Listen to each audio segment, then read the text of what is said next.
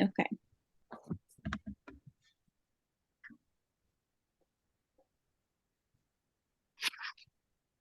Let's see here.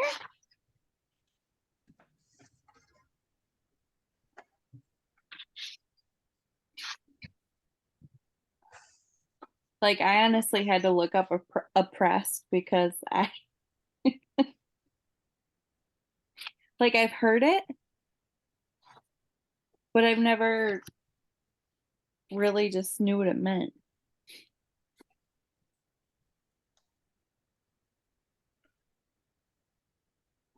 Do we want to go ahead and then talk about like some of the vocabulary used that we maybe like didn't really understand and further discuss that, or I don't know, like really where to start. Sure, if you want to, we can talk about vocabulary. Okay. What did you guys find like humanization meant?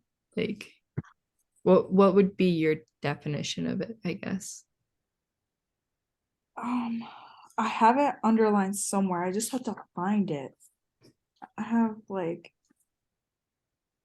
well, on page 44 is dehumanization. Well, at least what the book says Mhm. to be.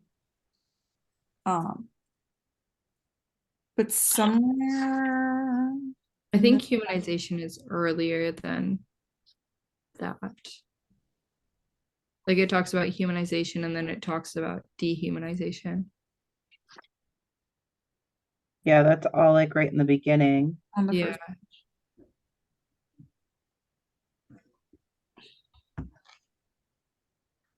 Um,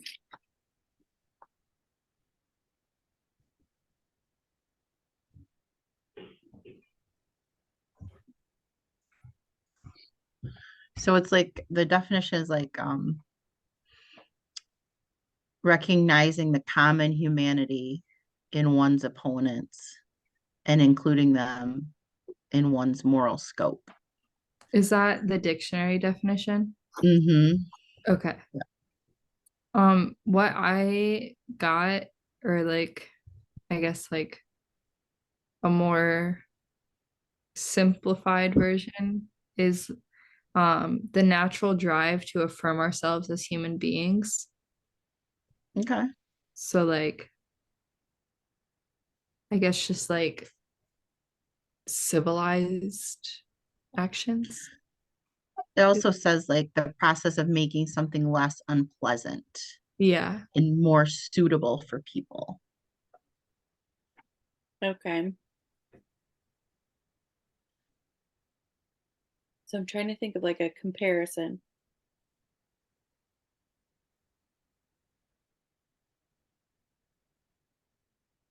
Like a good example.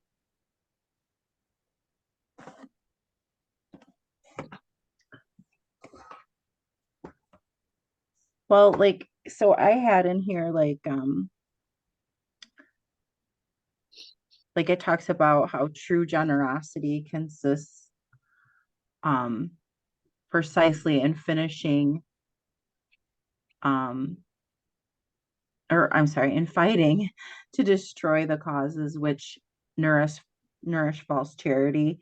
So like what I got out of that was like he assumes that most people who try to help oppressed people do so in bad faith rather than trying to help sincerely.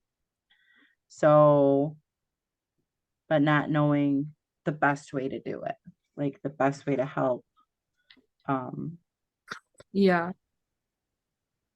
Right. I kind of related that to like all the people on social media who record themselves like giving money to somebody on the street. I Mhm. feel like it's more done so like they can get views and likes and everybody's like, "Oh, that's so sweet."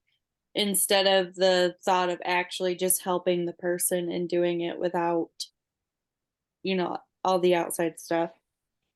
right. I think we can go like even further than that though and say that like we should help people regardless of their situation. I mean, Right. obviously the needier, the more we should help, but like it relies on the fact that they have been oppressed to the point where they are in this situation in order for us to be helping in the first place. That's kind of like what I took away from it, but I don't know. Okay. And then to add on what you guys were saying, I have highlighted on page 44 towards the bottom. That is why the dispensers of false generosity become desperate at the slightest threat to its source. So kind of like back to like the social media thing where people record themselves giving money to the less fortunate at that point. It's kind of like if anyone see, like, I'm sure people would comment on that and be like, oh, you're just giving money, da da da. Or the people that like hold signs, they're not actually like needing that money. It's kind of like them having that false generosity. I don't know if that works with that at all. But I just wrote in quotations, power struggles, no power equals no sense of entitlement. That's what I have for my annotation for that. Okay. Yeah, I feel like that could go very many ways. One point that I found interesting was in there it says any movement to defeat oppression has to be led by the oppressed. Yeah, I have that too. And I thought that was really interesting. Which page is that on? I don't know because I don't like actually annotate. I take notes. It's just Oh, okay. organized for me personally. Okay. So to kind of back up what you said, I also have underlined, in order for the struggle to have meaning, the oppressed must not, in seeking to regain their humanity, become internal oppressors of their oppressors, but rather restores the humanity of both. So oppressed have to regain their humanity on their own. Then to like back that up too, I have they will not gain this liberation by chance, but their quest for it, though the recognition of the necessity to fight for it. So I said it can't be done without them recognizing that they need to fight for it.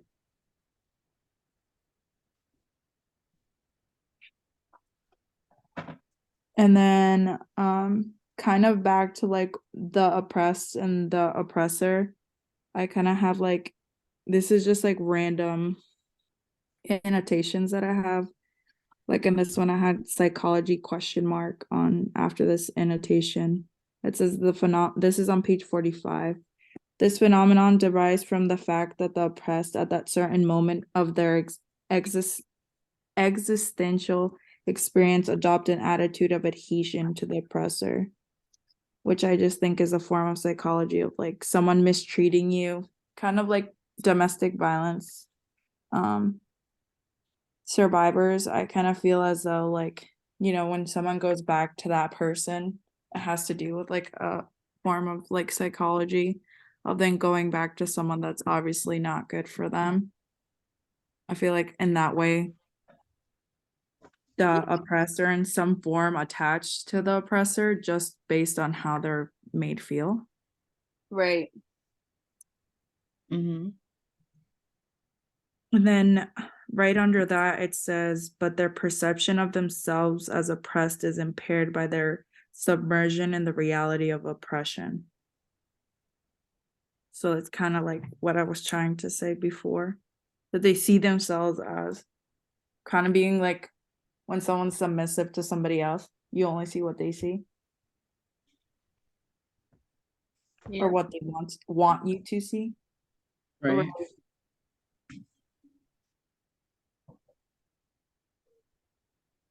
And back to the humanization,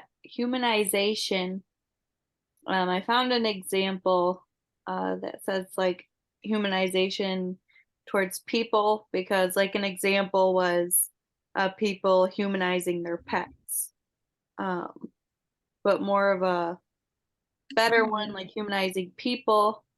It says when we gift our time It sends a clear message to the learner that we value them as a person. So I guess that goes hand in hand with like almost the generosity. Right.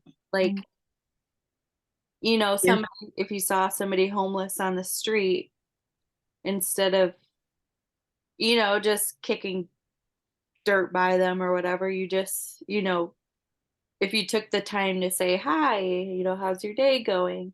That would be an example of like humanization. Because instead of making them just feel like they're on the side, you know, just trash on the side of the street, you took the time to, you know, humanize them. Right. And not alienate them or um ignore them. Right.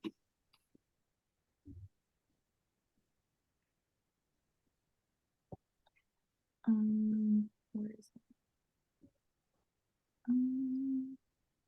it? This is like kind of really off topic, but one other thing that I found in the first chapter is it said something about how the oppressed will act like oppressors when they're first like breaking the system of being oppressed.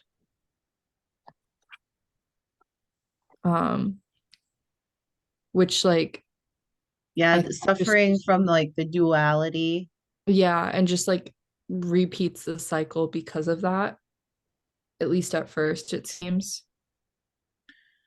Yeah, because it says they discover that without freedom, they cannot exist authentically.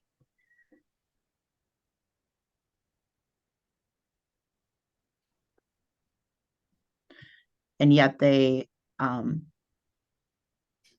although they desire authentic existence, they fear it. Mhm.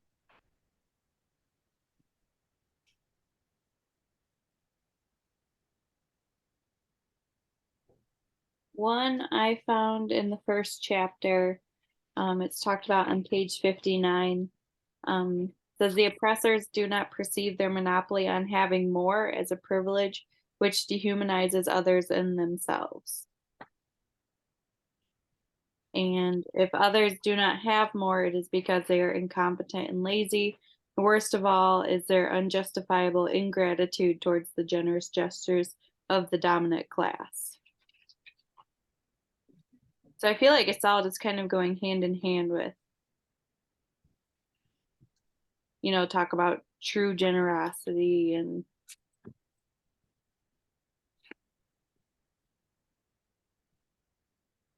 Something else that I also realized while reading those, well, the two chapters, most of the thinking that they were trying to get across was like on page 49 where it says, in order for the oppressed to be able to wage the struggle for their liberation, they must perceive the reality of oppression, not as a closed world from which there is no exit, but as a limiting situation which they can transform.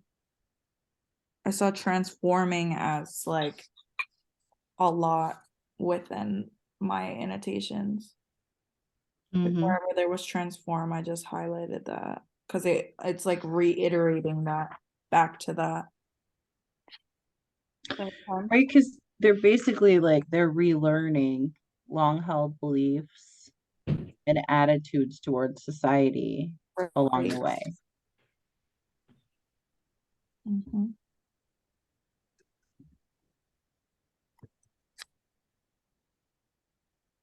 Mhm.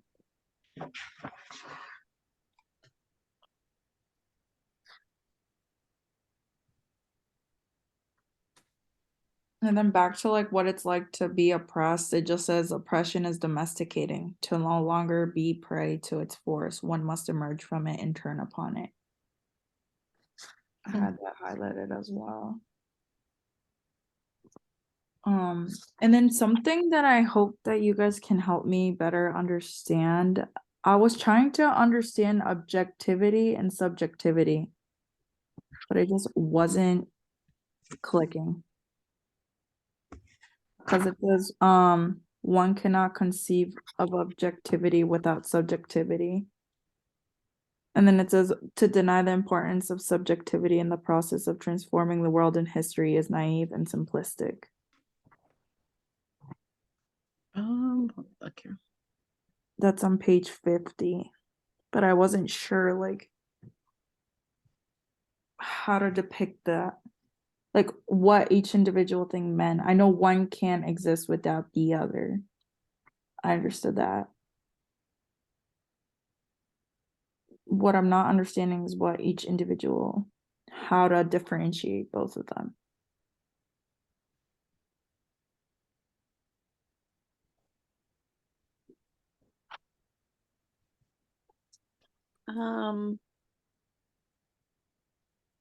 So So I would say objectivity is like, so to be objective is like based on fact. Like rather than personal feelings. So one example I was reading was like an employee complains of sexual harassment from another employee, so the company would use objective methods to verify the complaint. So they would want facts in that regard, not like, well, I think that this is what Got it. happened. Okay. That makes more sense. And then you said subjectivity, is that what you were saying? Yes. yeah, subjective is more feelings based. Okay. Yep. So they're kind of opposites. Yeah. Got it. Okay. Thank you. Mhm. I remember reading that and I put question mark. So sure I had no idea about that for a second. So if it's subjective, it's like, like I like the color purple and, things like that. But you might like the color blue. So it's Mhm. subjective to yourself and what you're.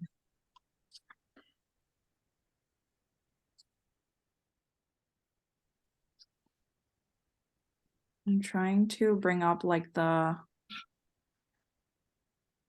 relations that um we are to use in our essay, just to give us a few things that we could talk about,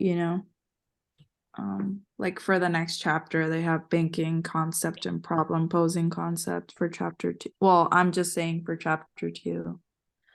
And then like another example could be people as fully human or self-advocation, or as you guys were already talking, humanization and dehumanization, real consciousness versus potential consciousness.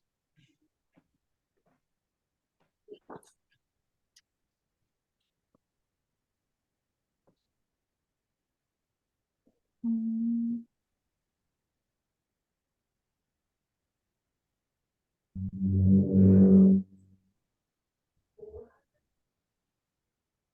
So like the problem posing is more like critical thinking.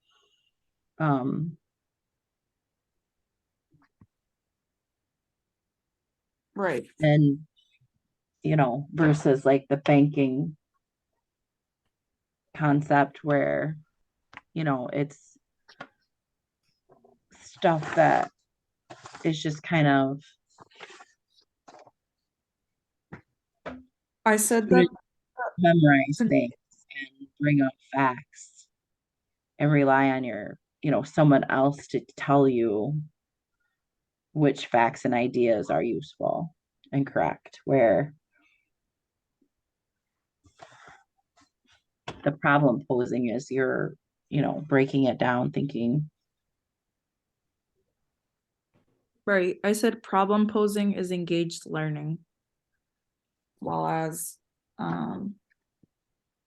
banking is more of relying. I just said relying on someone else. Mm-hmm. So kind of back to like the oppressors I instead of the oppressed, relying on the oppressors based on what they do.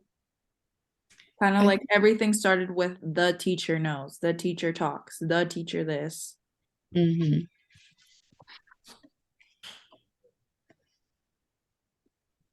I think with banking, it's more of like the memorization aspect of it. And then once you like take the test, there you just like basically the information back out.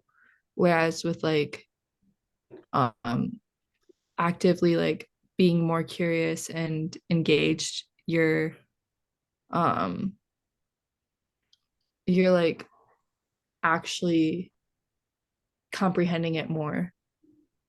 And it's more like relative to you in a way. Right. That's like kind of what I got, but Right. I would say that too.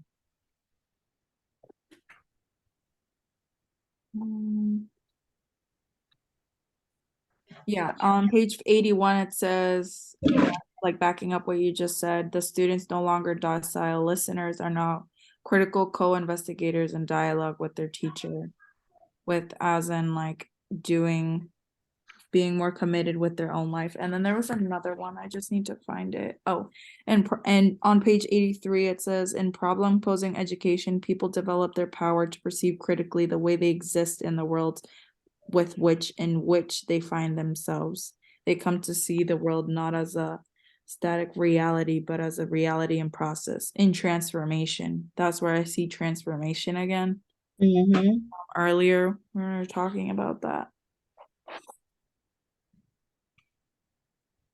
Also, with that when it says on page 72, education becomes an act of depositing, and then it's just like a metaphor. The students are the depositories, and the teachers the depositor. Right. And then kind of backing up what some of you already said. Also on page 72, knowledge emerges only through the invention and reinvention. Through the restless, impatient, continuing, hopeful inquiry human beings pursue in the world, with the world and with each other. So it's back to being like curious about yourself and like how you can acquire all this knowledge from that instead of like having the teacher do everything, like being from one person's perspective or from one person's view. Okay. So it was interesting how they say that this was on 72 too. In the banking concept of education, knowledge is a gift bestowed by those who consider themselves knowledgeable upon those whom they consider to know nothing. I just thought that was interesting. And then also on 72, I have highlighted the teacher presents himself to his students as their necessary opposite. Back to making once, and then he justifies his own existence. Then I just have like, I don't have like the whole sentence. I just kind of do like words. That's just how I like think for whatever reason. But I have like, he justifies his own existence. Then a few sentences down, I have, they never discover that they educate the teacher. Right. And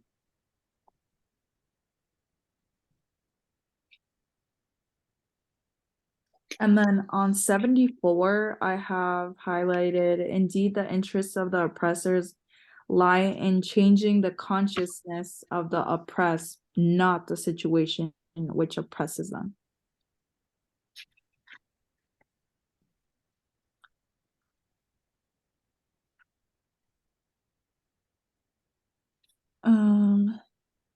Where is it?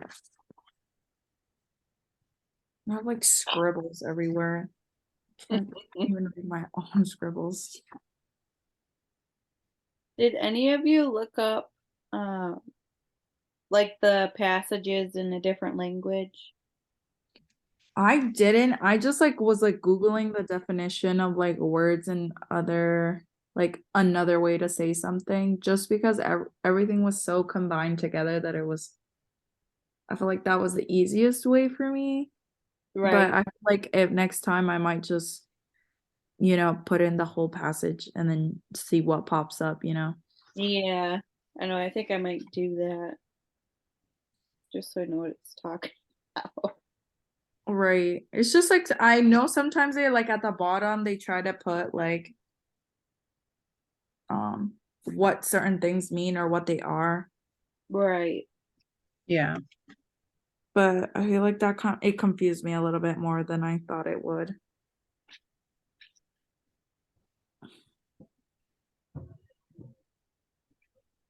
And then on 79, I have unfortunately those who impose the cause of liberation are themselves surrounded and influenced by the climate which generates the banking concept and often do not perceive its true significance of or its dehumanizing power.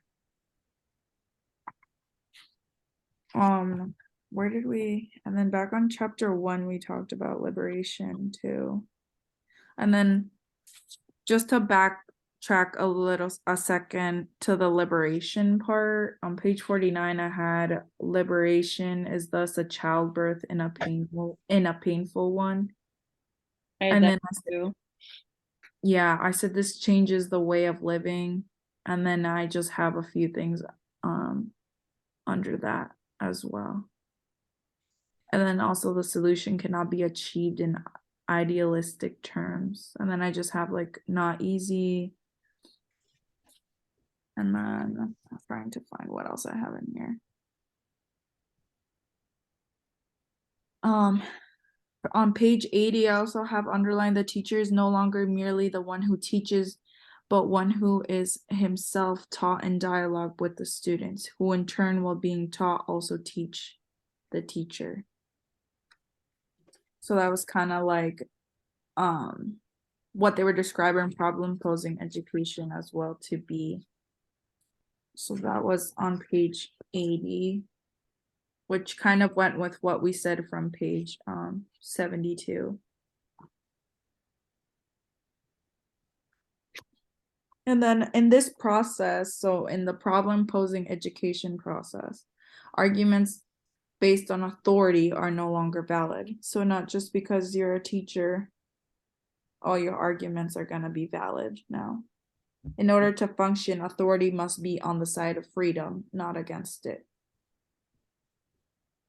Here, no one teaches another, nor is anyone self-taught. People teach each other, mediated by the world, by the cognizable objects, which in banking educations, which in banking education are owned by the teacher, and then owned is in quotes. Okay. I like that one. And that was on 80. Okay.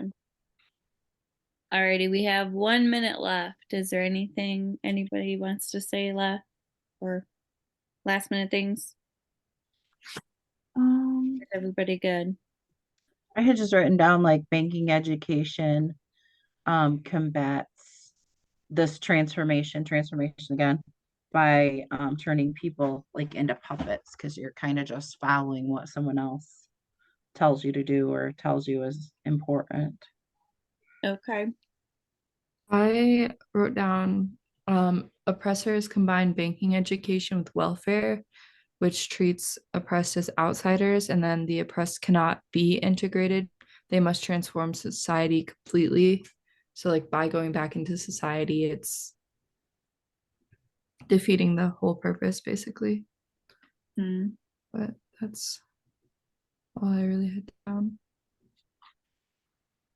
I'm sorry, go ahead. Oh, you're fine. I was just gonna, the video is about to stop.